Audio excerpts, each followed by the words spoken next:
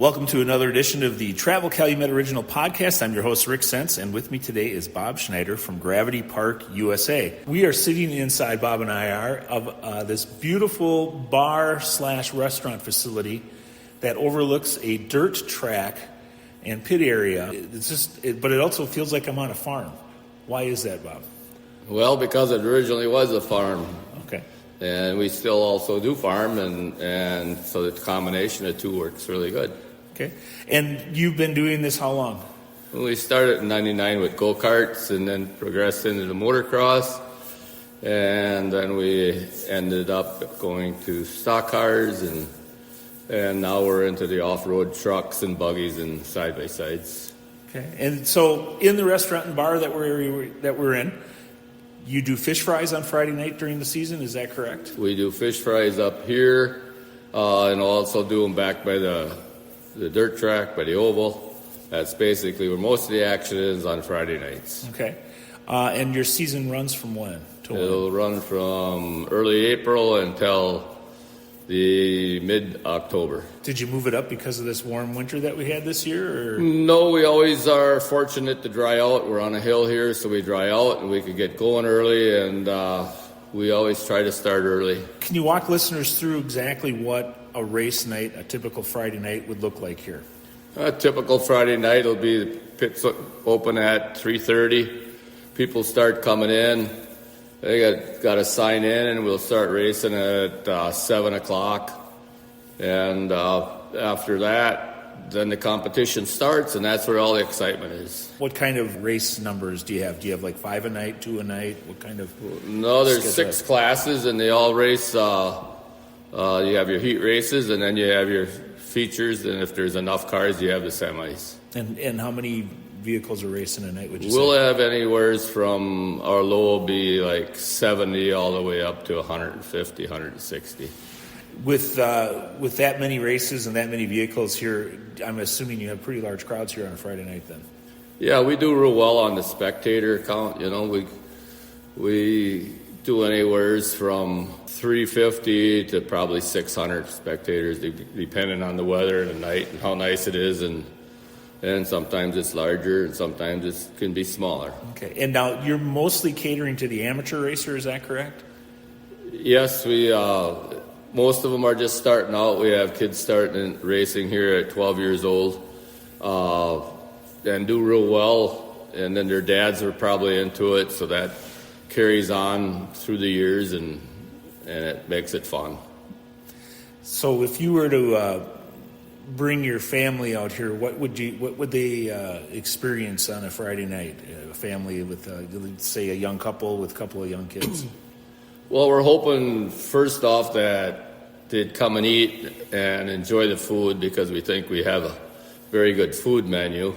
And then after that, it's the excitement of the races. The track is the 3rd mile. It's not real large.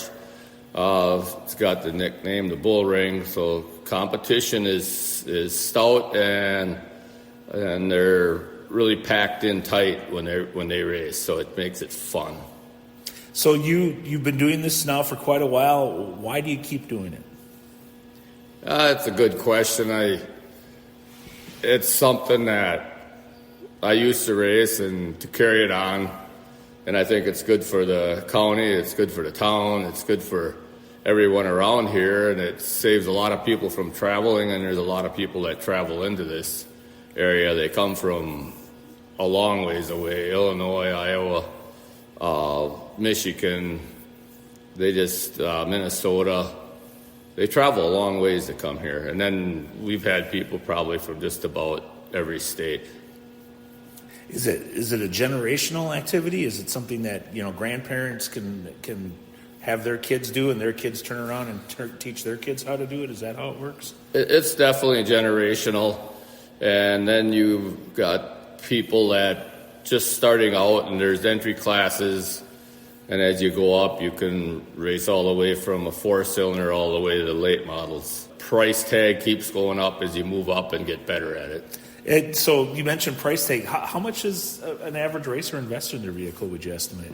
Well, you got the guys that are really handy in their shop. They'll build a car for $3,000, $4,000, $5,000, And then as you move up, you'll have guys that'll spend 40 to 60,000, and then you have those all the way in the middle of there that, depending on what they do, they might build their own engines, they might put their own chassis together. I would say a halfway medium price is between that 20 and 25,000. Okay, so it's not a hobby that you do lightly. You take it seriously, then, is what I'm hearing from that. Right, it's not a hobby that you take lightly, but I always refer it to as a guy with a boat in his truck. He's got a lot of money spent. A golfer, he spends a lot of money.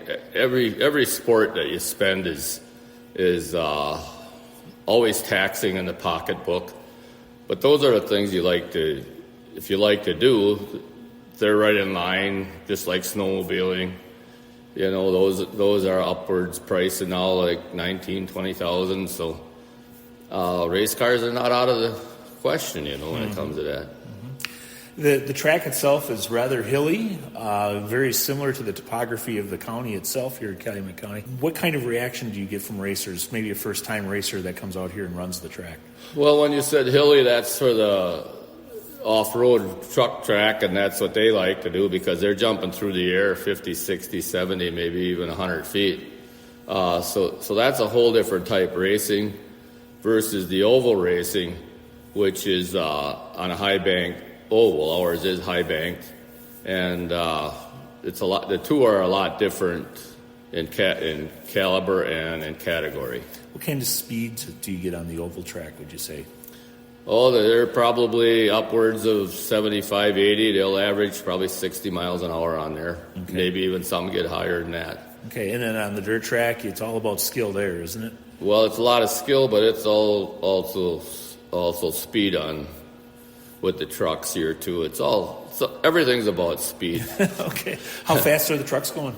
Oh, they'll do 60, 70 on here. Okay.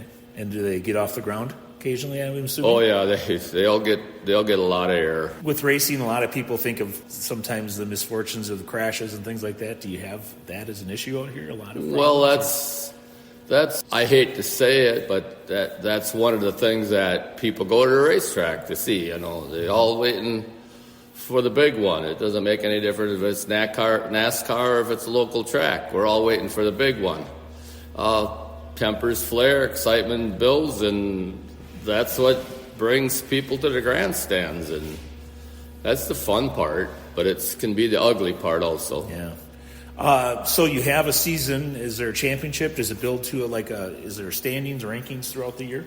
Oh yeah, there's a championship, and as the season progresses, you can see the excitement, and it just picks up in tensions and really gets to be a quite a deal. So is the championship race night, what the night that you host those, a lot bigger crowds than the usual crowd? What kind of atmosphere is happening that night? It's a good sized crowd always for the championships, and especially some years, you know, it might rain us out and it kind of puts a damper on them. But when the championship nights are run in consecutive order, points are tight, and we formatted things a little differently to make them really tight so that guys got something to fight for. So there's a lot of excitement involved in that. So if a family comes to visit, comes to the track on a Friday night to check everything out, what's going on here, what other things would you recommend? Well, just bring, we never know what the wind's going to blow, what direction that's going to blow here. So I would bring an extra sweater because it can be 70 and the wind blows out of the east. Up here it's going to get a little cool. And some bring their sunglasses and some bring some umbrellas, and you can either sit in the bleachers or stand up on top or bring your lawn chair. There's adequate room for all of that. What are your plans for the future here at Gravity Park USA? We're hoping I'm hoping especially that the kids carry it on. And hopefully I'm around for the next 20 years. My dad's 92, so that makes a lot of fun. So he's here all the time, and if I can stick around that long and watch and see what progresses here. Other than that, I think I don't foresee looking to do a whole lot differently than what we're doing. just to maintain it and move forward. But there's always something happening, something being built, something being fixed, something being redone. But if it isn't broke, don't fix it, right? That's right. So we're probably in that stage where the bulk of our work is done, as for saying structural building of the tracks. So. Can you maybe tell listeners how and where you're located and how they can get here and maybe costs, things like that? We're located 2 miles north of Chilton on Hickory Hills Road. Can't miss it from the highway. Cost to get in here is depending on what show it is. Right now, spectators are $13. Kids under 10, I think, are free. And then the pits, that's $30 out there. Anybody can go in there. A lot of people go in there because they hang out with their race car drivers and their family in the pits. So it's a big deal. It's like camping to the racing world. This is their camping on weekends. This is what they do. And they'll race here on Friday night. They'll go to Plymouth on Saturday night, or it could be Beaver Dam, or it could be 141, or it may be Luxembourg. So they travel, and a lot of them travel and go a lot of places to race. So they'll go through the whole circuit while when they come here, they'll hit the other venues. Do you find there's a lot of people that do that? There is probably a large number of them that do that. How much time should they budget to be here? You start at, I think you said 6 or 3:30 is when the gates open. Right. And so budget the whole evening, here till midnight, here till 11, 10. No, if you're a spectator, we don't want you to get bored. And some nights the shows can get dragged down a little bit. There can be rollovers and it can go crashes, and it can go pretty fast. But we try to start right at 7 o'clock, and we want to be done by 9:30, 9:45, or at least by 10:15. So you mentioned before your dad's still here. He's active and part of the program. You're obviously running the deal. Who else in the family is involved in the operation out here at Gravity Park USA? My son and my daughter, and then my wife, and mostly I got brothers that'll help every so often, and it's pretty much family run. Okay, so family operation that's basically putting together an opportunity for families to come out and enjoy racing. That's right. All right. So, Bob, you've been doing this for quite a while now, and what is it that keeps you wanting to do it? What level of excitement do you get from listening and being here and seeing everything going on? Well, it's obviously the people that come put the show on, and that's most of the excitement. But the excitement really fires up when you can hear them race engines, and you got that side-by-side competition and bumper-to-bumper racing that really throws a curve into it and makes it all the more exciting as a spectator and as a racer. Because if it's racing's boring for the racer, it's also boring for the spectator. So that's the excitement of it, and I guess that's what drives us to do this. So the drivers have a rush of adrenaline, and so do the fans. Oh man, it's freaking crazy, because they'll just say, you got to be up on the steering wheel on this racetrack, otherwise you're in trouble. All right. So if you get an opportunity while you're in Calumet County, I would really encourage you to visit on a Friday night. Take in the racing, the great food, the atmosphere. You get the wonderful seasons here, and that picturesque view of a night with the lights on racing is always a really cool thing to see. So, Bob, I appreciate you being on the program. Thank you so much. You're welcome.